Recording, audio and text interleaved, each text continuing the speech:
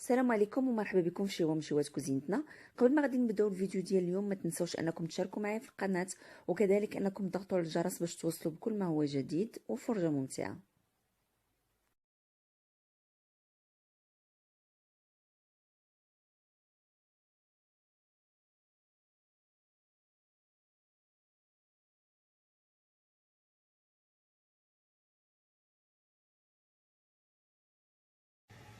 بالنسبه اليوم ان شاء الله غادي نشارك معكم الغداء اللي غادي نحضر. اول حاجه كنبدا بها دائما هي نوجد الخبز باش ندير العجينه تخمر.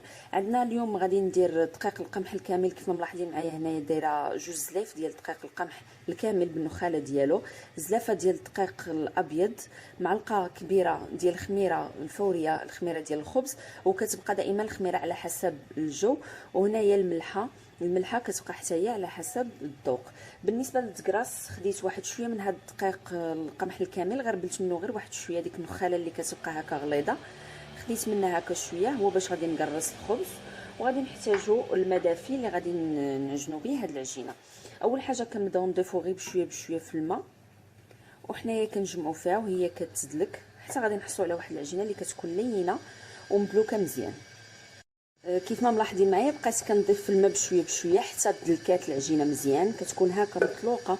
كل ما كتكون مطلوقه ماشي جاريه بزاف، ماشي خفيفه وجاريه، غير العجينه كتكون مدلوكه ومطلوقه، كيجي الخبز بها من بعد خفيف. كنرش هكا واحد شويه ديال الماء، ما ملاحظين ملي كنفز يدينا بالماء ما كتبقاش تلصق، اهم هو كتكون هكا خفيفه. غادي نرشها هكا بشويه ديال الماء وغادي نغطيها وغادي نخليها حتى تخمر ويتضاعف الحجم ديالها. عاد غادي نرجع باش نشكل الخبز. غادي ندير واحد السلطه ديال الزعلوك بالخضر اللي هي مشويه. هنايا درت جوج حبات ديال الدنجال، جوج حبات ديال الطماطم، واحد الحبه ديال الفلفله، غادي نديرهم فوق النار يتشواو، ممكن انكم تشويوهم في الفران. بالنسبه للطبق عندنا كما ذكرت الدجاج، هنايا مديره الدجاج بلدي اللي مقطعه هكا طريفات. غادي نحتاجوا ليه الزيت، تقريبا كاس لاروب ديال الزيت او على حسب الدجاج. غادي نحتاج الخرقوم، سكينجبير، البزار، الملحه، وكذلك الزعفران الحر. غنحتاجوا شويه ديال السمن، وهنايا غنحتاجوا لواحد البصله اللي مقطعه طريفات، وواحد 3 الفصوص ديال الثومه حتى هما محكوكين رقاق. اول حاجه غادي ندير البصله مع الدجاج والثومه، غنضيف عليهم الزيت وغادي نديرهم فوق النار يتقلاو. من بعد ما تقلى الدجاج والبصله غادي نضيفو دابا التوابل، السكينجبير، الخرقوم البلدي اللي ضايفه ليه هنا دائما واحد شويه ديال الملون، لان اعتدينا هذاك اللون ديال الملون الاصطناعي. غادي نضيف شويه ديال البزار، كتبقى دائما التوابل على حسب الذوق. غادي نضيف الملحه،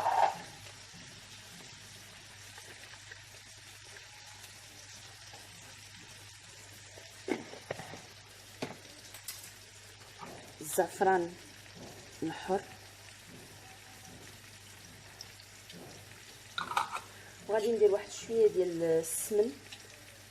هذا عندي سمن جديد ماشي حار بزاف. وغادي نضيف واحد شويه ديال الماء ونرجع هاد الطاجين يتقلى. غنديروا الماء غير باش ما تحرقش لينا التوابل.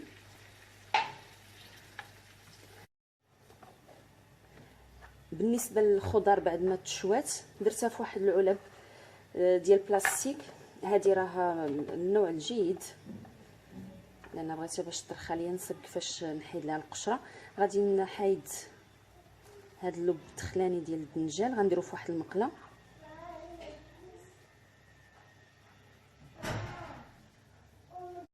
بنفس الطريقه غادي نقي حتى المطيشه والفلفله، نحيد لها هاد القشور بلا ما نغسلهم باش كتبقى هذيك النسمه ديال الشواف فيهم. كنحاولوا غير نقيوهم مزيان. المطيشه غادي نقطعها طريفات. بعد ما قطعت الدنجال والطماطم درتهم في مقله، ضفت لهم واحد 3 الفصوص ديال الثومه، غادي نضيف عليهم زيت زيتون وغادي نديرهم فوق النار يتشحروا. وحنايا كنضغطوا عليهم بالمعلقه اولا بالفرشيطه حتى غادي يتشحروا مزيان. بعد ما كيتقلى الدجاج والتوابل غادي دابا نضيف عليه واحد شويه ديال الماء. غادي نغطي الطاجين ونخليه فوق نار مهيله حتى كيطيب. ماشي حتى يطيب تماما، غنخلي واحد شويه باش نضيف عليه بطاطا نخلي لها الوقت فين طيب. سميتو بالنسبه للماء ما كنكثروش، كيف ما عارفين الطاجين ما كيحتاجش الماء بزاف. غادي نبقاو مره كنعريو عليه وكنقلبوه. الا كان خاص الماء كنبقاو نضيفوه غير بشويه بشويه. بالنسبه للسلطه غادي ندير الشوفلور اللي بخرته، رشه بواحد شويه ديال الملحه. غادي ندير واحد شويه ديال القزبر ومعدنوس مقطعين. كتبقى الكميه على حسب شحال ديال الشوفلور دايرين. غنضيف واحد شويه ديال الزيت،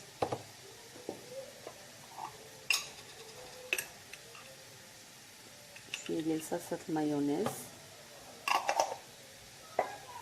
غادي ندير البزار والملحه،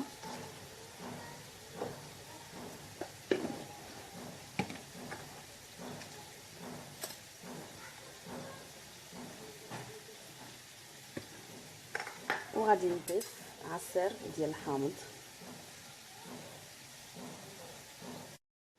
من بعد ما كنخلطوا الشرموله مزيان نذوقوا الملحه والبزار الا كان خاص.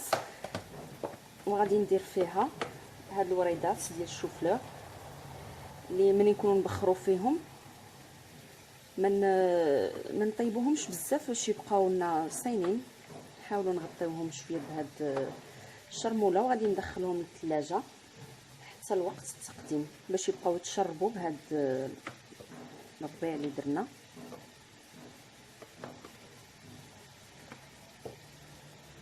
من بعد ما تشحر البنجال والطماطم غادي دابا نضيف عليه الفلفله اللي نقيتها وقطعتها هكا مكعبات صغيره. غادي نضيف التوابل اللي هي الملحه، شويه ديال السودانيه، البزار،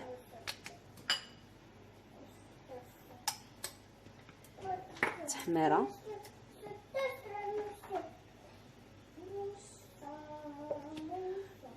والكمون.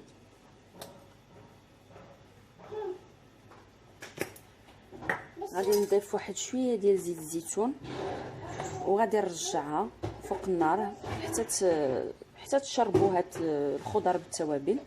صافي كيكون عندنا الزعلوك جاهز. وحتى الاخير عاد غادي نضيف القزبر ومعدنوس. نرجع للخبز اللي عندي راه خمر. غادي نحاول نفزك يدي بواحد شويه ديال الماء،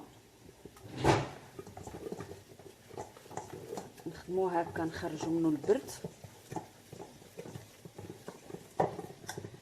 وغادي نصنع منه كويرات على حسب الحجم اللي كنبغيو فيه الخبز. كنرشوا البلاصه اللي كنخدموا فيها بالحمراء اولا بالبوله اولا باش ما باغيين تقرصوا، وكنحاولوا نديروا هكا كويرات. دائما نعاونوا يدينا بالماء لان العجينه كتكون خفيفه.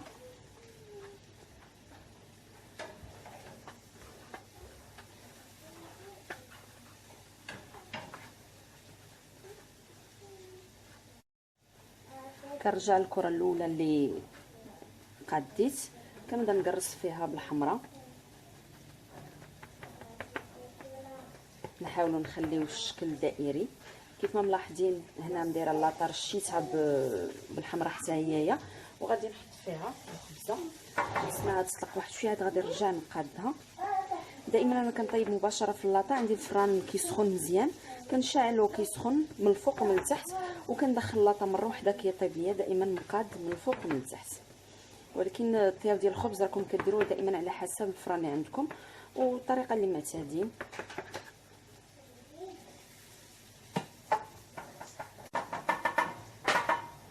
وغادي نغطيه ونخليه يخمر المره الثانيه. ما كيحتاجش مره ثانيه مده طويله بزاف.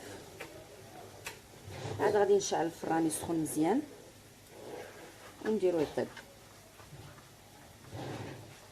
ملي كيتشحر الدنجال غادي نضيفو حتى الاخير قزبر ومعدنوس واحد شويه باش كتبقى النسمه ديالو طاغيه. قادوا الملحه قادوا الحار الا خاص، كيبقى كلشي بطبيعه الحال على حسب الذوق.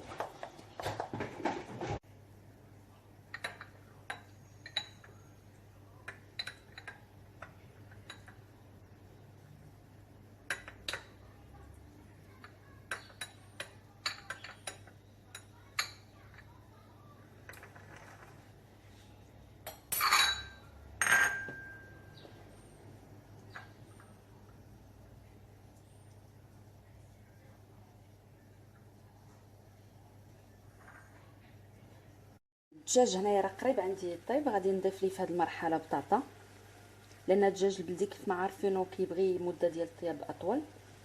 بطاطا قطعتها شويه صغيره باش طيب ليا حتى هي بسرعه. بقيت مره كنضيف الماء، كنحاول انني ما نحلش الغلاقه بزاف، كنبقى نكب الماء غير من الجناب. بالنسبه لهاد الطاجين عندي ما كيحتاجش الماء بزاف، لان كيبقى دائما على حسب الطاجين. هاد الطين ديال تيزنيت اولا ديال هاد المناطق الجنوبيه، الطين عندهم زوين كيطيب اللحم مزيان وبلا ما كيحتاج الماء كثير. غادي ندير الحامض مصير. البطاطا انا ما كثرتش بزاف، درت 3 الحبات كافيني.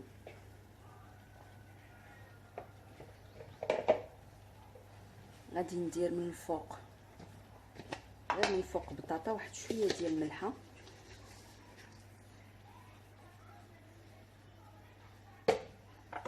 شويه ديال البزار،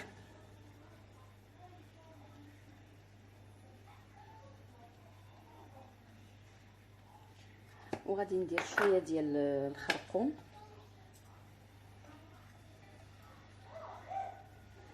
غير شويه هكا نرشو من الفوق. غادي نضيف واحد شويه ديال الماء فاش طيب، لان عارفينها هي كتشرب الماء، كتشرب السوائل. وغادي نبقى مره ملي كيغلى داك الماء كنهز بالمعلقه وكنرش على بطاطا باش كتشرب وكتجينا من بعد لذيذه. ولكن قبل غادي نرش عليها واحد شويه هكا ديال القزبر ومعدنوس.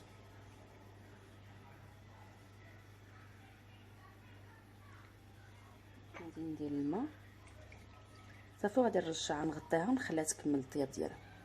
الخبز بعد ما كيخمر، الفران شعلته سخن مزيان، كندير فيه هكا ثقوب وغادي ندخلو يطيب. كنشعل عليه كما ذكرت من الفوق ومن التحت، كيطيب مره واحده.